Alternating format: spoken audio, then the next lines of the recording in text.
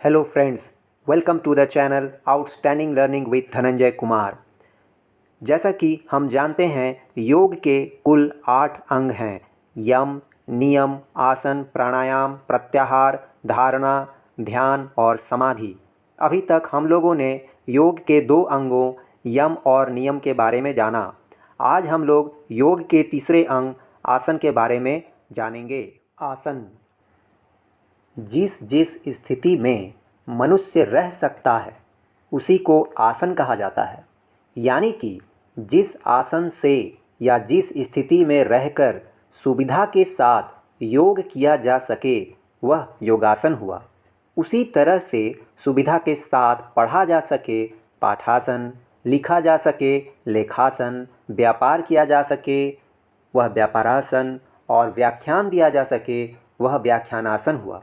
यानी कि सुविधापूर्वक जिस आसन से जो काम किया जा सके वही उस काम का आसन है। उसी तरह जिस स्थिति में मन स्थिर हो और जिस स्थिति में कष्ट भी न होता हो किंतु आनंद और सुख महसूस हो वह योगासन है।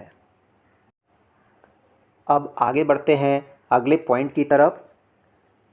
योग दर्शन शास्त्र के दूसरे भाग साधन पाद के 46वें सूत्र एवं महर्षि कपिल द्वारा रचित सांख्य सूत्र 34 अध्याय 3 में यह कहा गया है स्थिर सुखमासनम।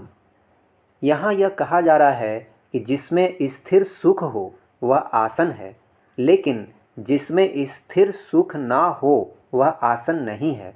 इस सूत्र का अर्थ बहुत ही साफ है कि जिस स्थिति में सुख ना हो, दुख हो, कष्ट हो या पीड़ा हो वह आसन नहीं है। पर आजकल जो जितना ही कष्ट साध्य आसन लगाता है वह उतना ही बड़ा योगी कहलाता है। चलिए आसन के बारे में और हम जानते हैं। जिस अवस्था या जिस स्थिति में मन और शरीर सुखपूर्वक स्थिरता को प्राप्त हो उसे आसन कहते हैं। इसका अर्थ है कि जिसमें स्थिरता हो और मनुष्य सुखपूर्वक अधिक शांत रह सके, ऐसी सुखदायिनी स्थिति को आसन कहते हैं। आसन ही योग नहीं है किंतु योग करने के लिए आसन है। जैसा कि हम जानते हैं योग के 8 अंग हैं।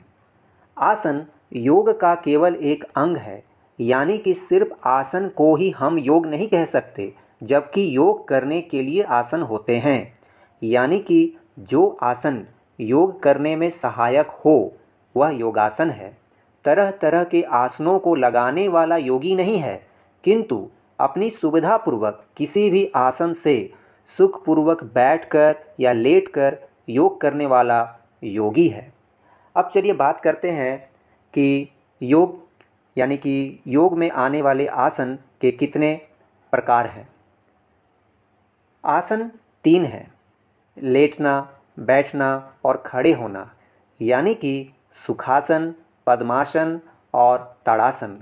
कभी कभी यह सुनने में आता है कि 84 आसन हैं, कभी यह सुनने में आता है कि 24 आसन हैं और कोई कहता है कि 16 आसन हैं। लेकिन यहाँ यह कहा जा रहा है कि आसन सिर्फ 3 ही हैं। इन्हीं 3 स्थितियों में मनुष्य रह सकता है। इस तरह से आसन भी मुख्य 3 ही हैं। इन्हीं में फेरबदल करके या मिला जुला कर अनेक प्रकार के आसन बन जाते हैं। इस तरह से हम यह कह सकते हैं कि योग के सब अंगों की जड़ आसन है, क्योंकि यह देखा जाता है कि यदि हमारा शरीर और मन जितना ही चंचल रहता है, हमारे श्वास की गति तेज चलने लगती है। वही हम कोई आसन लगा लेते हैं, हमारे श्वास की गति धीमी हो जाती है और मन शांत होने लगता है और हम योग साधन कर सकते हैं। तो आज हम लोगों ने योग के तीसरे अंग आसन के बारे में जाना। अगले वीडियो में हम लोग योग के चौथे अंग प्राणायाम के बारे में जानेंगे। तब तक के लिए स्वस्थ रहिए, आनंदित रहिए। इन्हीं शब्दों के साथ आप सभी को बहुत बहुत धन्यवाद।